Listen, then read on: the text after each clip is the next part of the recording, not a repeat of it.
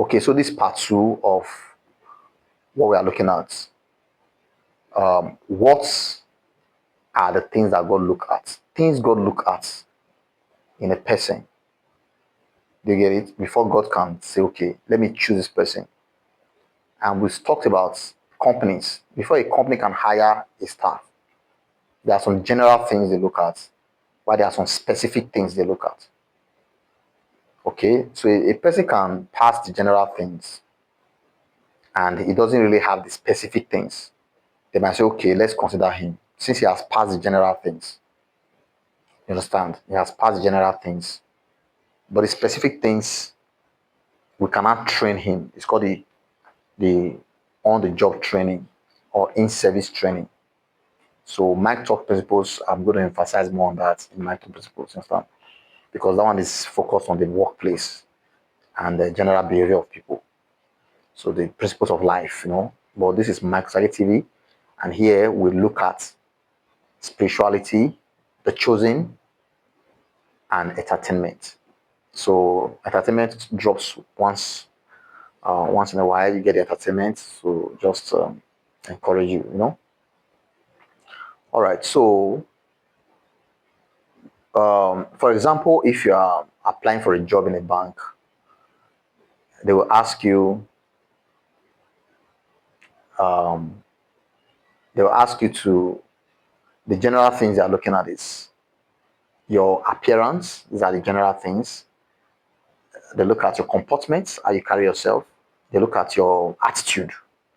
You know, like when you come into the interview room, do you have to stand or you just go straight to the seat and you take your seat without being asked to do so? So these are some of the things they're going to ask. You know, they want to. I mean, they're going to look out for. You understand? There are general things. General things like qualification. Those are general things. Behavior, courage, speech, your grooming, your hair, your demeanor, like how you carry your body, your aura, you know. So why are they looking at these things?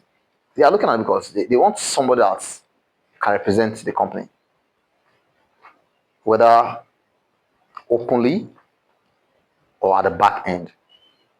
You know what I mean at the back end? Some people are in the company that you don't even see them.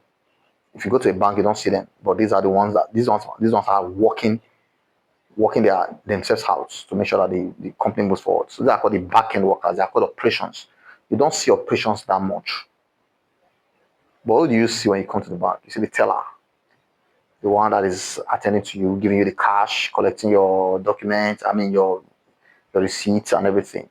Your what do you tell you? That thing you feel, what do you call that thing again?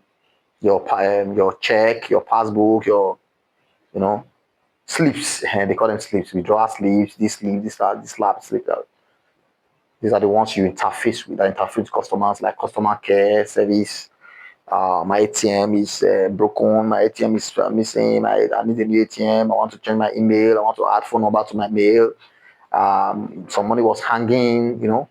So the things they look out for, specifics for customer care, might be a bit different from operations.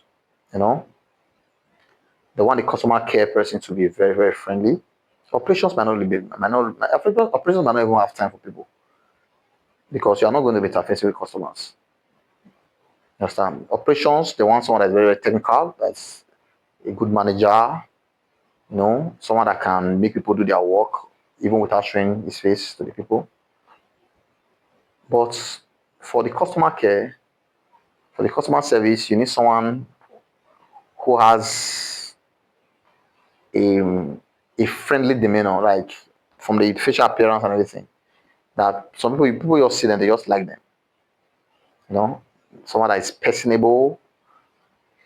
So why am I talking about these things? Because the question is this: that what does God look at to choose? Even before you were born, your soul, your spirit. What does God look at in your spirit? before it chooses you. They'll start talking about banks, about companies. What do they look at? They look at general things, they look at specific things. The general things are more important than the specific things. Because if you have the general qualification, you might get a job. They cannot train you for the specifics. But some companies will say, no, we want the specifics also because we don't have time. This job needs people that. So, what do we mean by specifics? For example, if a company needs medical doctors, general practice doctors can be hired. You know, those are that you complain to, you meet that meet out patients that come from their home and go back, like malaria. You know, until it becomes serious, they can admit. You know, those are called outpatient general practice doctors. But if a company needs a dentist or a dermatologist for the skin, these are specific requirements.